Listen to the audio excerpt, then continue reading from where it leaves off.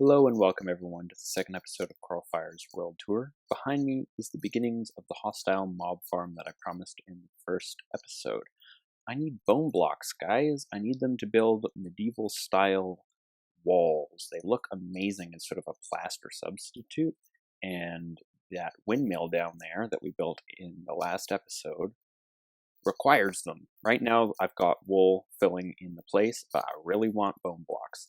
So I'm building a hostile mob farm. We're going old school, no XP grind or anything like that. They're just going to fall 29 blocks and half blocks, land on these half slabs, die, put their items in the hopper, and then those hoppers feed into these 4 chests. This is temporary.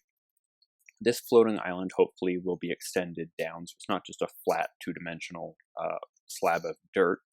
And in there will be room for proper item sorting and more bulk storage of items. But for now, at the beginning of this game, this seems pretty decent. Now I'm dropping them 29 blocks to deal with any witches. Witches, if they drop anything less than 29 blocks, they don't die, and then they start drinking their potions, and then they live, and they hog up all of the mob account, and they will just pool up in there. And yeah, so we're going to drop them, and we're just going to kill them outright. Now, I do have the witch farm, or the witch hut, soon to be the witch farm over there. That's just going to require a lot of resources to make, so don't expect that too soon, guys. So for now, I just need to get as many bones and TNT, hopefully. That would be great, get some gunpowder. At the top here, I'm going to have some spawn pads. They're going to have water streams that basically just drop down out of this tower here. Pretty basic setup, guys. But I will check back in with a progress update later. Alright, so I've set up the spawn pads here on top of this tower, and they will spawn on each one of these pads. Then they just see these as a regular block that they're perfectly willing to walk over. And obviously I can just jump across, but they will fall into one of these water streams like this, and then get sucked down and tossed off the edge. Now, so far, this is a better player killer than it is a mob farm, because nothing spawns up here until we actually put a roof on this thing and make it completely dark. But it's already killed me like 3 times. I put ladders and stuff down there at the bottom. There's some vines. They're supposed to catch me, like this. But occasionally, they don't, and then all my stuff goes into those hoppers at least, and yeah, I'm not doing so well. I haven't actually looked at it from this spot here. Let's turn around. Oh, that looks like a tree, kind of. It'd be really cool to do something with leaves up at the top, mate. Oh, wow, okay. That's awesome. I gotta try something like that. Alright, so the roof is on.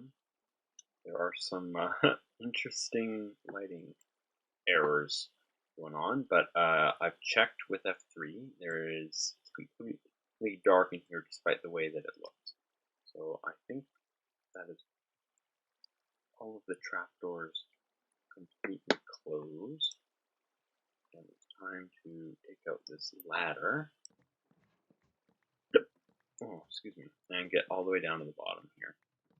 I haven't actually seen anyone spawn in here yet since the roof went up, but it should be working. I can't think of any reason why it wouldn't be working. So I am going to see how far away I need to be from this in order for it to work. I'll go AFK for a little bit, and we'll see how many drops we get. Now witness the power of this fully armed and operational mob farm. It's finished. For the most part, I still need to build the island, obviously, but it takes so many resources to do that. A lot of dirt, a lot of stone, and andesite, and I just don't have that at this point in the game. So that's going to remain like that. But I'm really happy with the way that this looks. I might try and do something with these big flat panels of stone brick there. They're not so interesting. But just covering it with leaves really gives it an overgrown and interesting look. I really like the way that it looks. So I left it running for a couple hours. It's not the most efficient thing in the world, that's for sure.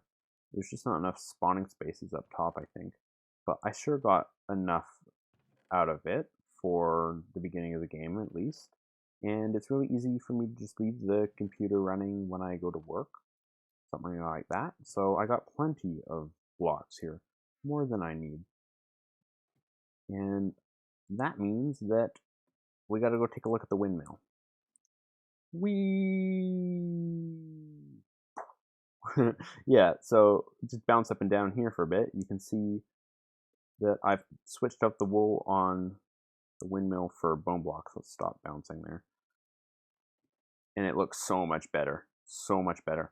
And the bone does not clash with the wool on the veins here at all. It did before, and it kind of gave it a little bit of a messy look, like everything's made out of the same block. So when you're looking at it from this way, those two just sort of look the same. But yeah, that looks awesome. I'm just going to see if I can just up my render distance here real quick and show both of these maybe in the same shot. Get back here. I just have the render distance down for recording purposes, but you can totally see it from here. So that island, I think, will be quite a bit bigger, drop down a little bit, and I will use nether portals to get up there, and that nether portal will just be buried somewhere under the island. This long, skinny thing looks pretty bad, but until I can get another portal to get me up there, or until we get elytra, it's the only way of getting up there. Looks pretty good. I'm really happy with the way this looks, and now that we have access to one of my favorite building materials, I need to be careful here, it's dark, which is the bone block. I can get working on creating the village here. And that I think the next step is some sort of enchanting table, some sort of enchanting room set up. Wizard tower might be kind of cool. Something like that, so that I can get enchantments and start progressing in the game. I have all of the resources that I need for that right in here. Got myself an enchanting table and 16 bookshelves. I think that's what you need in order to get something like that. Let's get rid of this guy.